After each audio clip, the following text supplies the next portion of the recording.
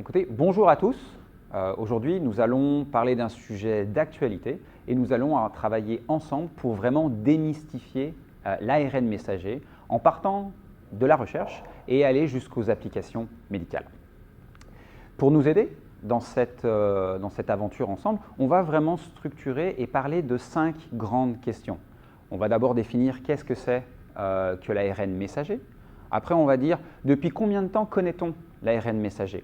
Enfin, on va regarder pourquoi parle-t-on vraiment de technologie, quelle voie ouvre l'ARN et les lipides nanoparticules, quelque chose dont on va parler de nouveau. Et enfin, quelles sont les grandes différences entre le vaccin à ARN messager et le vaccin dit traditionnel. Bon. Donc, dans un premier temps, qu'est-ce que c'est que l'ARN? L'ARN messager, c'est finalement un acide ribonucléique. Mais qu'est-ce que c'est que l'acide ribonucléique? Si on devait le résumer en une phrase, c'est une copie temporaire d'une partie du génome codant pour une protéine. C'est-à-dire que dans chacune de nos cellules se trouve un code source, l'ADN. On en fait une copie, l'ARN messager, et cette copie sert de base, si on veut, pour produire les protéines. Si on prend une image, parce qu'une image vaut 1000 mots et c'est quand même plus parlant, si on se dit que notre ADN contient finalement comme un livre ancien qui est légué par nos parents, mais qu'on en a une seule copie, et qu'on veut faire de ce livre qui contient des recettes de cuisine finalement un produit à la fin, ici on parle d'un petit gâteau, on ne veut pas forcément amener le livre dans la cuisine au risque de le salir ou de l'abîmer, donc on fait une photocopie de la recette qui nous intéresse, et c'est cette recette de cuisine qu'on amène finalement en cuisine pour vraiment préparer le gâteau. Donc c'est cette image qu'on va garder en tête et on va déconstruire cette phrase ensemble tout au long de cette première question. Donc, la première chose, quand on parle vraiment de l'ADN, il faut savoir que l'ADN, on en a une copie dans chacune de nos cellules, et l'ADN est conservé dans une partie de nos cellules qu'on appelle le noyau. Or, les protéines, elles sont produites dans une autre partie de la cellule, ici marquée cytosol, et ces deux endroits ne sont pas les mêmes. L'ADN est protégé dans le noyau et les protéines sont faites dans le cytosol. Il faut donc un moyen de communiquer entre les deux. Et ce moyen, finalement, c'est l'ARN messager. Donc, qu'est-ce que l'ARN messager? L'ARN messager, en fait, est produit par une enzyme qu'on appelle l'ARN polymérase dans le noyau. Si on regarde sur la partie droite, la première image que vous avez vue, qui était à côté de mon titre, c'est finalement cette enzyme qui glisse le long de l'ADN double brun et qui en fait une copie d'un ARN simple brun. Et ça se passe dans le noyau. Cet ARN est une copie d'une partie codante pour une protéine. Et cette partie, si on veut, elle suit différentes étapes. La première étape, c'est qu'elle subit une maturation. Donc on rajoute une extrémité, on rajoute une coiffe, comme un chapeau qui va servir, si on voulait, comme d'un timbre-poste et en même temps la protéger.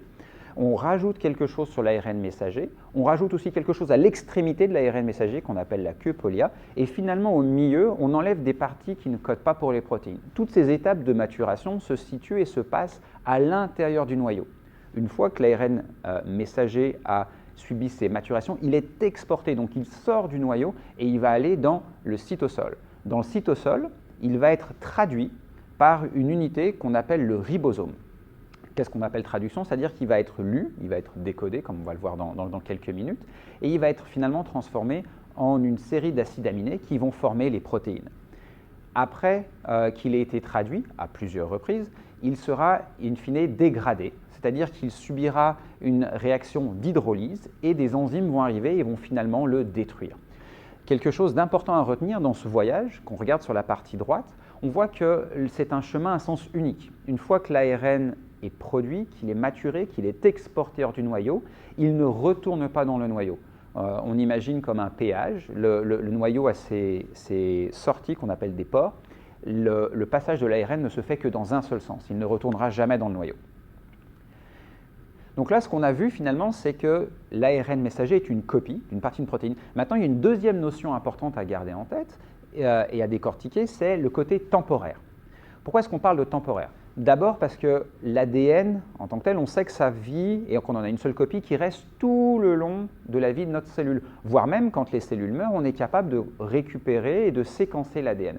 Et une référence bien connue, si on prend le film par exemple Jurassic Park, le scientifique extrait l'ADN d'un moustique conservé dans de l'ambre, ça c'est de la science-fiction. On n'en est pas là du tout. Par contre, on a été capable de séquencer de l'ADN qui a été conservé, et la publication que vous voyez sur la droite, c'est un séquençage de mammouths qui a vécu il y a ça 1,2 million d'années, et on a été capable de séquencer l'ADN. Donc l'ADN est capable de rester stable pendant des dizaines, voire des centaines de milliers d'années. Cette longue conservation n'est pas du tout le cas pour l'ARN messager et pour les protéines.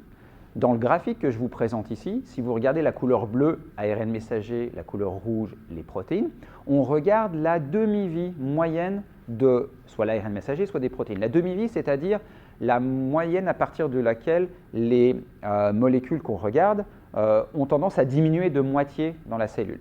Et là, ce qu'on regarde, c'est que pour l'ARN messager, la durée de vie moyenne dans une cellule de mammifère est d'à peu près 9 heures. C'est-à-dire que l'ARN messager vit dans la cellule en moyenne 9 heures. Par contre, une protéine, traduite, exprimée, vit en moyenne 46 heures. Ce sont des moyennes. Comme vous regardez la courbe rouge, vous voyez qu'elle s'étale sur beaucoup plus longtemps que simplement 46 heures. Mais ce sont des moyennes. Donc la protéine est plus stable, à peu près 5 fois plus stable que l'ARN messager.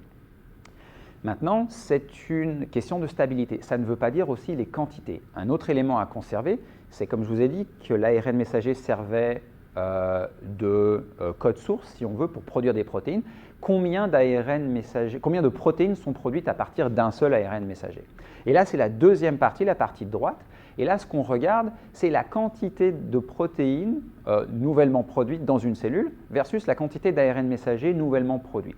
On se garde en tête qu'il y a un ADN, et en moyenne, on produit par un ADN, on produit 17 ARN messagers. Donc on a une forme d'amplification. Et avec ces 17 ARN messagers, on en produit à peu près 50 000 en moyenne protéines. Donc ça veut dire qu'on passe de 5 fois plus stable pour un ARN messager à 2800 fois plus nombreuses les protéines. Donc il y a un effet d'amplification considérable. On retourne sur notre fil conducteur, ADN, ARN, protéines, et on voit qu'on passe d'une copie, l'ARN, à une copie temporaire. Et finalement, on va partir maintenant sur la dernière partie de la phrase qui dit une partie codant pour une partie de protéines. Si on pense à des codes bien connus, on pense au code Morse, on peut penser au code informatique, au code binaire, et bien le code génétique suit une logique similaire. C'est-à-dire qu'on passe d'une information qui est ribonucléique à base de 4 lettres. Pour l'ADN, c'est adénine, thionine, cytosine, guanine. Pour l'ARN messager, ce sont 4 bases, sauf qu'il y en a une qui change, ça devient de l'uracile au lieu de la thymine. Ces bases nucléiques, quand on les associe par 3, correspondent à un acide aminé. Donc on passera d'une séquence nucléique à une protéine. Et ça, c'est fait par la machinerie dans la cellule qu'on appelle le ribosome. Donc en résumé, on voit que le code génétique de l'ADN, ATCG, devient AUCG pour l'ARN et finalement devient des acides aminés pour la protéine. Si on revient sur l'image vraiment de base, où on parlait de notre livre, de notre recette de cuisine et de nos desserts, entre le livre et la recette de cuisine, la transcription par l'ARN polymérase 2 a un effet d'augmentation du nombre de copies. Et si on regarde pour la phase de traduction, où on passe de la recette de cuisine finalement au dessert, on a et un décodage et une amplification. Voilà l'histoire de l'ARN messager dans la continuité ADN, ARN messager et protéines. Maintenant, depuis combien de temps connaît-on l'ARN messager?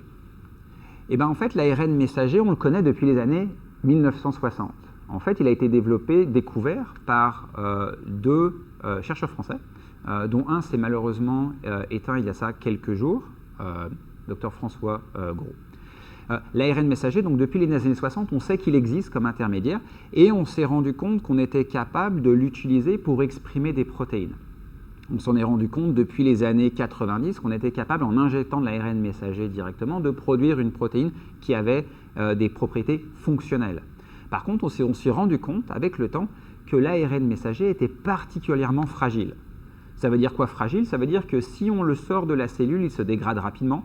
Si on le met en contact, par exemple, de l'eau, il s'hydrolyse. Si on le met à trop haute température, il se dégrade. Il faut donc, pour l'utiliser, le protéger. Et donc, en parallèle, si on veut, de la recherche qui a été faite sur les ARN messagers, on a décidé de regarder comment est-ce qu'on pouvait le protéger des attaques enzymatiques, protéger du milieu extracellulaire. Et pour ça, on s'est inspiré finalement de ce qu'utilisent déjà nos cellules pour se protéger elles-mêmes. On s'est dit l'ARN a besoin d'être dans un milieu d'eau, mais il ne faut pas être trop d'eau, donc on va l'entourer. Et en même temps, il faut le protéger et faciliter sa circulation, soit dans les éprouvettes, soit au sein du corps humain, soit être capable d'être absorbé dans les cellules. Donc pour ça, en fait, on s'est inspiré d'une autre partie de notre cellule qu'on appelle la membrane. Et cette membrane, en fait, est une couche lipidique, donc comme une goutte d'huile, si on veut, qui a la structure suivante. La bonne image qu'on m'a rapportée il n'y a pas longtemps, c'est qu'il faut imaginer que cette couche lipidique est comme deux allumettes mis tête bêche, si on veut. La partie avec la grosse tête rouge, c'est la partie hydrophobe, donc elle aime être en contact avec l'eau. La partie jaune, qui ressemble un peu aux deux pattes, c'est la partie hydrophobe, donc qui n'aime pas l'eau. Et les deux sont agencés en inversé.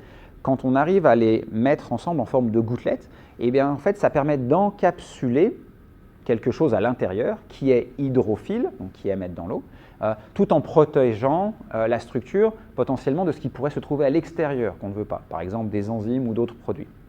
Et cette stratégie en fait a été développée et testée tout au fur et à mesure des années de recherche, et ça suit le même développement, si on veut, que ce qu'on a fait avec l'ARN messager. Alors, les LNP ou les structures de protection n'ont pas été inventées pour l'ARN messager, mais on s'en est servi comme d'un véhicule de transport. Et si on regarde en fait maintenant le développement parallèle, on voit qu'il y a des essais, des innovations qui ont été faites en parallèle. Et on s'est rendu compte qu'en mélangeant l'un et l'autre, on arrivait non seulement à protéger l'ARN messager, mais en même temps, on arrivait à l'acheminer aux cellules de nos choix. Et c'est valable, sur la ligne du haut, vous voyez les innovations côté ARN messager, donc on pense à l'encapsulation et l'approbation par la FDA, donc l'autorité réglementaire américaine, pour utiliser ça de plus en plus avec différentes voies thérapeutiques. Et les premières approbations d'utilisation de l'ARN messager avec la FDA, dans des contextes de recherche, datent de la fin des années 90, début des années 2000.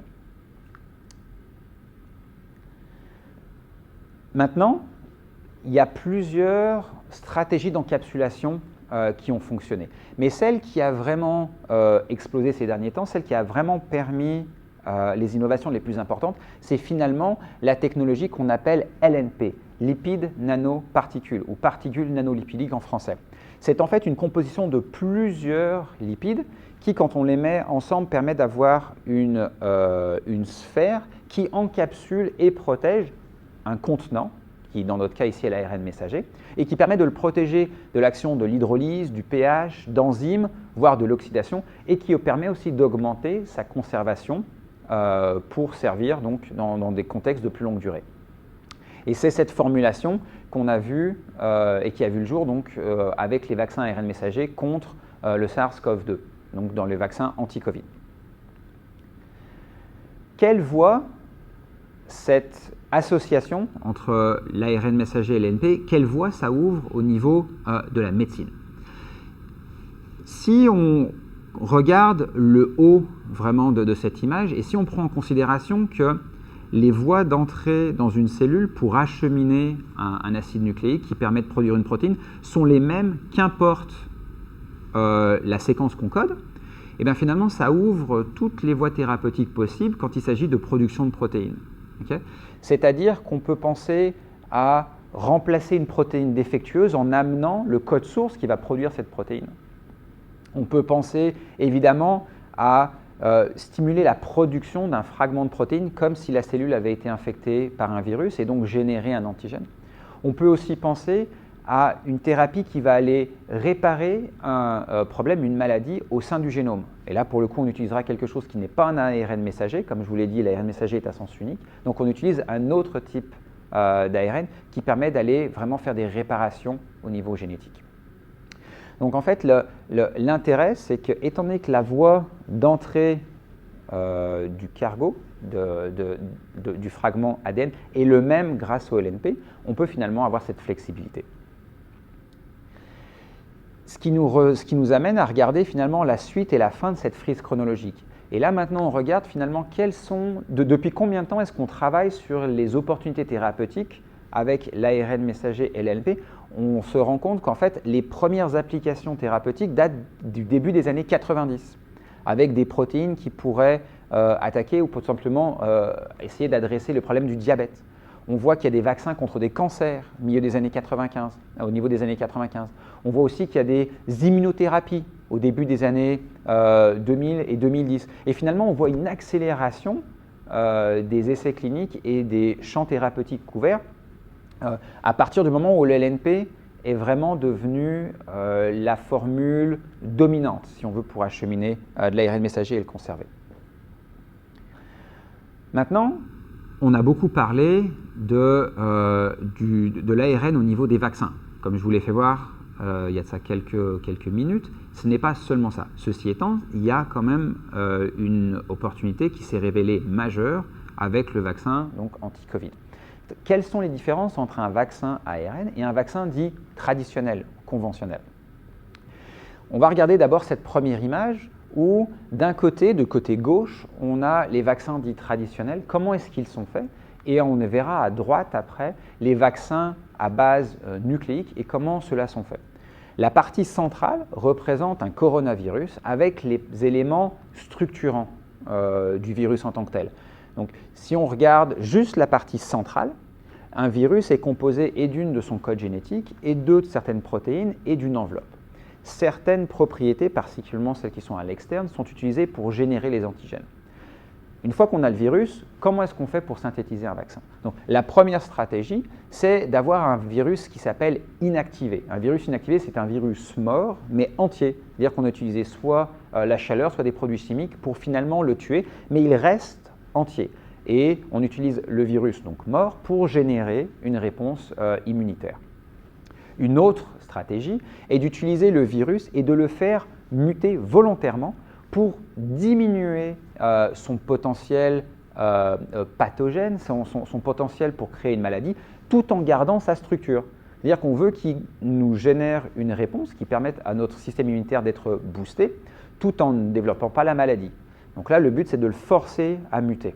On force constamment cette évolution. Et finalement, la troisième stratégie, c'est de prendre le virus en tant que tel, de le tuer, mais ce coup-là, de le détruire et de sélectionner des fragments du virus qui sont utiles pour générer la réponse. Donc là, on casse le virus, il est plus entier, on récupère que quelques parties qui sont importantes. Et ici, par exemple, on peut penser à la partie spike, à la fameuse spike protéine, et on décide de purifier ça et on utilise ça pour générer la réponse immunitaire. Donc ça, c'est la partie dite conventionnelle traditionnelle. Pour la partie droite, pour la partie à base nucléique, on a évidemment la stratégie avec un vecteur synthétique. Un vecteur synthétique, c'est-à-dire c'est cette goutte nanolipidique qu'on utilise pour acheminer de l'information de notre choix. Et l'information de notre choix est encodée dans ce cas-là, par l'ARN messager qui code pour la spike protéine, pour la fameuse pique qu'on voit sur toutes les images du SARS-CoV-2. Une autre stratégie est d'utiliser un vecteur viral, donc d'utiliser un virus bénin qui ne cause pas de problème et de mettre à l'intérieur une partie, encore une fois, qui code pour une protéine de notre choix. Ça pourrait être la même spike protéine à l'interne. Donc le virus en tant que tel ne causera pas de maladie, mais il servira à exprimer cette protéine.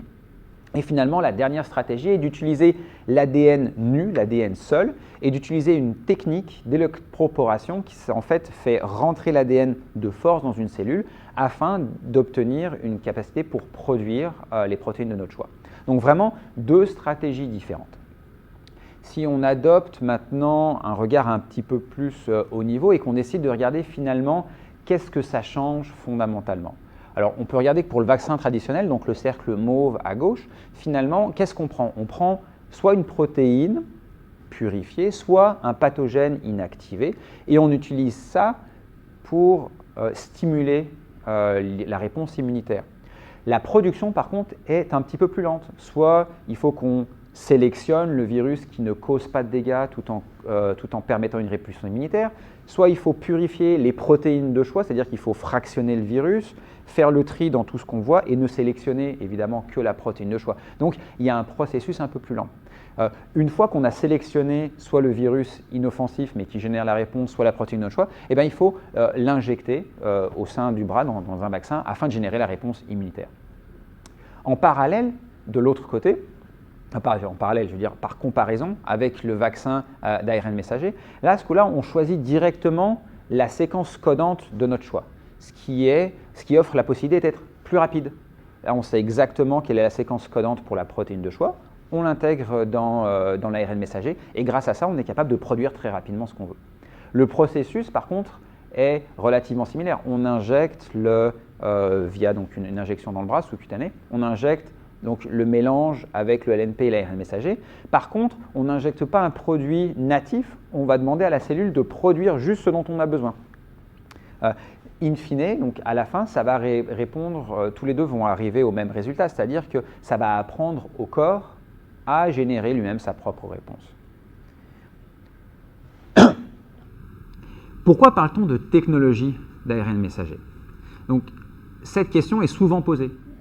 Si on reprend ce qu'on avait dit au tout début, tout d'abord, le côté technologie vient à notre capacité, si on veut, à modifier ou à comprendre comment l'information est codée. Donc là, sur la partie de gauche, j'ai remis le code génétique et sa corrélation, donc son association entre code nucléique et ce qui code pour une protéine. Sur la partie de droite, vous avez finalement une représentation de 3 ARN messagers avec le cap qui est la coiffe, avec la région codante, ce qu'on appelle Open Reading Frame, qui est la partie codante pour la protéine, la queue polia. Et à côté, vous avez une protéine de couleur qui correspond schématiquement à la partie codante du milieu. Ce qui veut dire que l'ARN messager est le même, sauf pour la partie codante, que l'on peut choisir de mettre telle ou telle partie de protéine à l'intérieur. Ce qui veut dire qu'on a vraiment cette capacité à faire évoluer, à sélectionner quelle version on veut. C'est un choix qu'on peut avoir, contrairement à purifier une protéine au complet et laisser le corps choisir et développer ses propres anticorps. Dans le développement process, quand on parle de technologie, c'est que c'est une approche qui est, si on veut, ingénérée par vraiment les scientifiques. C'est-à-dire qu'on part d'une séquence choisie sur ordinateur ou basée sur des propriétés. On la produit en utilisant des enzymes de synthèse, donc on les produit in vitro. On la purifie en laboratoire et grâce à ça, on arrive à avoir notre séquence d'ARN messager. Cette séquence d'ARN messager peut être aussi modifiée afin d'augmenter les propriétés. Augmenter les propriétés qui sont par exemple augmenter sa durée de vie, permettre qu'elle exprime plus de protéines. Donc on utilise moins d'ARN messager, on utilise pour produire plus de protéines. Ce sont des propriétés avec lesquelles on a les connaissances pour pouvoir faire des modifications. Ça correspond à la partie codante, la partie ARN messager. La deuxième chose, concernant l'enveloppe, le vecteur synthétique, là encore une fois, on a parlé du fameux LNP, donc de la goutte nanolipidique, mais il existe d'autres vecteurs qui ont des propriétés, soit pour aller dans différents organes, soit pour transporter des séquences d'ARN plus grosses ou plus petites, ou finalement pour avoir des demi-vies différentes. Et encore une fois, là, on peut choisir et adapter. Donc il y a vraiment ce concept, quand on parle d'ARN messager, ce concept où on est capable de dire on veut choisir la protéine de notre choix avec le vecteur de notre choix pour obtenir finalement la voie thérapeutique ou adresser le problème médical ou ce qu'on cherche à répondre. Et avec ça, finalement, ça résume ce que je voulais vous présenter aujourd'hui sur la démystification. Et je vous laisse finalement sur une dernière image. Cette dernière image est finalement une représentation graphique d'un LNP, donc c'est la partie un petit peu jaune-orange, avec l'ARN messager qui sont les lignes bleues au sein. Et ce qu'on peut voir, c'est que les lignes bleues sont vraiment en sandwich dans cette LNP. Et c'est cette structure qui est une représentation finalement de ce que sont les ARN, les vaccins ARN. Avec ce, merci beaucoup.